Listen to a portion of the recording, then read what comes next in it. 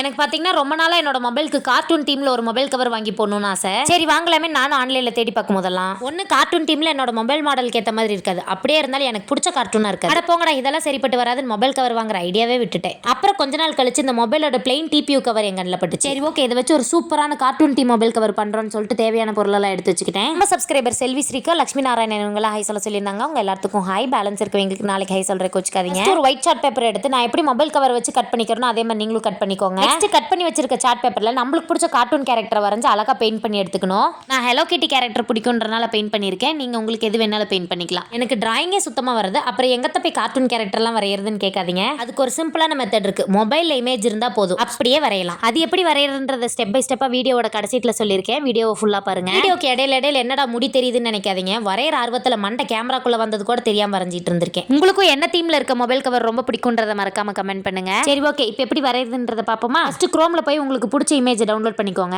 அடுத்து பிளே ஸ்டோர்ல போட்டோ காப்பின்ற ஒரு ஆப்பை டவுன்லோட் பண்ணி அதை ஓபன் பண்ணிக்கோங்க. ஆப்குள்ள போய் உங்களுக்கு பிடிச்ச பிக்சரை செலக்ட் பண்ணிக்கிட்டீங்கன்னா டிஸ்பிளேல தெரியற மாதிரி இமேஜ் ஷோ ஆகும். உங்களுக்கு தேவையான சைஸ்ல அந்த இமேஜை வச்சுட்டு சைடுல இருக்க லாக் ஐகானை கிளிக் பண்ணிட்டீங்கன்னா அந்த இமேஜ் அப்படியே லாக் ஆயிரும். டிஸ்பிளேல கையை வச்சு எப்படி நகர்த்தினீங்கனாலும் நகராது. அடுத்து மொபைல் மேல பேப்பர் வச்சிட்டீங்கன்னா அந்த இமேஜ் அப்படியே அந்த பேப்பர்ல தெரியும். அப்படியே வரைஞ்சிக்கலாம். வரைஞ்சு முடிச்சதுக்கு அப்புறமா உங்க மொபைலோட வால்யூம் பட்டன் கிளிக் பண்ணீங்கன்னா மறுபடியும் அந்த லாக் ஐகான் ஷோ ஆகும். அதை கிளிக் பண்ணி அன்லாக் பண்ணிக்கலாம். எப்படி ஐடியா சூப்பரா இருக்கா?